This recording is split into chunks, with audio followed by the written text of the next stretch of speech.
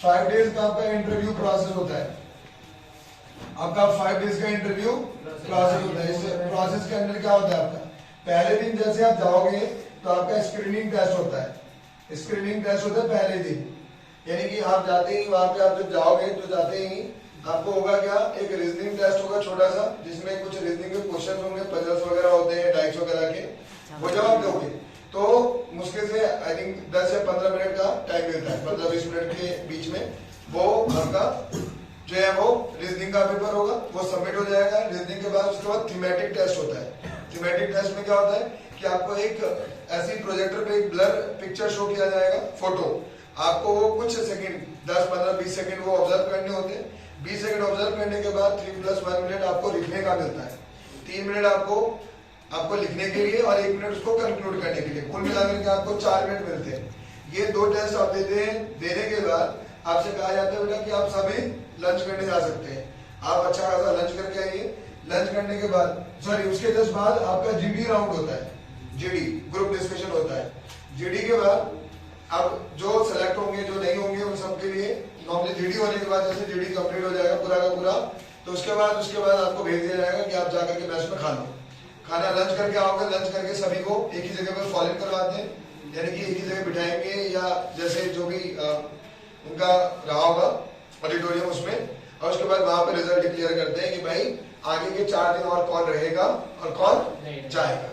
ठीक है, तो जो जाएगा वो बोरा बिस्तर उठाओ और चल दो वहां से, और जो नहीं क्लियर कर पाएंगे स्क्रीनिंग वो चले जाएंगे, और जो क्लियर हो जाएंगे, जो सिलेक्ट हो गए, तो सिलेक्ट ऐसा होता है भाई 20-20, 50-50 बच्चों में एक बंदा सिलेक्ट होता है। ठीक है ना, क्योंकि भीड़ बहुत होती है एनसीसी के थ्रू। तो वहां पे जब जाते हैं तो उसमें जाने के बाद आपको जो 5 दिन रह जाएंगे, तो दूसरे दिन और तीसरे दिन जीटीओ होता है, ग्रुप टेस्टिंग ऑफिसर के द्वारा जीटीओ टेस्टिंग होती है।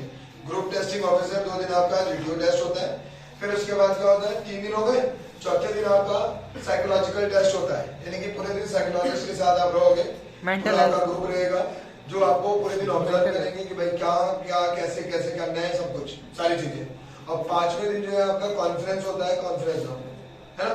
तो ये पूरा का पूरा एसएसबी का प्रोसेस होता है जो नॉर्मली करने को मिलता है आपको। अब 5वें दिन जब आप वहां पे इंटरव्यू वगैरह हो जाता है, एचआर राउंड हो जाता है, उसके बाद 5वें दिन जो है वो कॉन्फ्रेंस होता है इसी में, जहाँ पे सभी बोर्ड के मेंबर्स आपसे क्वेश्चन आंसर डायरेक्टली करेंगे, और उसके बाद लिस्ट लगा जाती है। जो बच्चे सिलेक्ट हो जाते हैं उसका नाम होता है, वो घर जाते हैं, नॉर्मली ट्रेनिंग के लिए तैयार होते हैं, अपने आपको पेरेंट्स को बताते हैं, खुशी होते हैं, और जो नहीं होता है तो दोबारा ट्राई करते हैं। तो ये पूरा प्रोसेस होता है। मेरे साथ क्या था भाई कि मैंने एनसीसी पूरी करी और अनडाउटेडली बहुत कुछ सिखाया एनसीसी ने, बहुत बढ़िया चीज है। एंड आई थिंक मेरे को जो लगता है वो यूथ के लिए ना स्पेशली, भाई ये कोई 1-2-4 जनों की नहीं, सभी यूथ को कम से कम कराना चाहिए। मेरा ये पर्सनल ओपिनियन है कि सभी बच्चों को एनसीसी करानी चाहिए। रीजन इज भी कि एक तो आप सभी जितने भी टफ सिचुएशन होते हैं उन सभी सिचुएशंस को ओवरकम करने में आपके अंदर एक डेवलप हो जाता है यूनिटी और डिसिप्लिन, है ना। आपको समझ में आता है कि यूनिटी में कैसे रहना है और डिसिप्लिन कैसे मेंटेन करना है। तो ये सारी चीजें आपके ओवर द ईयर में आपके ट्रेनिंग में वो चीजें निकल के आती है जो आपके बिहेवियर में इनकलकेट हो जाता है। तो भाई मेरे को तो लगता है कि जितने भी टीनेजर्स होते हैं लाइक 7th 8th 9th, यहाँ पे ना इनको सबको ट्रेनिंग देने की जरूरत है। रीजन कि भाई जितना ज्यादा आपको ट्रेन किया जाएगा जितना स्ट्रांगली, उतना ही स्ट्रांग आप बनते चले जाएंगे लाइफ में, है ना। तो ये बहुत जरूरी है। जो आप ऐसे एनसीसी कर रहे हैं उन लोगों के लिए बड़ी शुभकामनाएं, वो आगे बेहतर करें। और जो बच्चे आप में से एनसीसी नहीं ले रखा है, अगर वो इंटरेस्टेड हो डिफेंस में जाने के लिए, तो वो आगे चल करके ग्रेजुएशन में कॉलेज में जाएंगे तो वहां पे कर सकते हैं। लेकिन कॉलेज में सिलेक्शन का बहुत टफ कंपटीशन होता है। स्कूल में तो बहुत नॉर्मल होता है, कॉलेज में तो बहुत टफ सिलेक्शन का प्रोसेस होता है। वहां पे प्रॉपर तरीके से 3-4 दिन 5 दिन प्रोसेस होता है सिलेक्शन का, तब जाकर के आपको सिलेक्ट किया जाता है कि भाई आप जो है वो कैडेट्स में सिलेक्ट होंगे या नहीं होंगे। क्योंकि वहां पर 500-600 बच्चे देते हैं ट्रायल, फिर उसमें से 40-50-60 बच्चों को सिलेक्शन किया जाता है। सोच के देखो, तो टफ लेवल काफी ज्यादा होता है। मार्चिंग कराई जाती है, जंपिंग कराई जाती है, रनिंग कराई जाती है, मतलब बहुत कुछ कराया जाता है। सारी तरीके से आपको टेस्ट किया जाएगा। उसके बाद अगर लगेगा कि हाँ भाई आपके अंदर वो गुण है, आपके अंदर वो क्वालिटी है कि आप ग्राउंड पे खड़े होकर मेहनत कर सकते हो, तो आपको सिलेक्ट किया जाएगा, नहीं तो नहीं।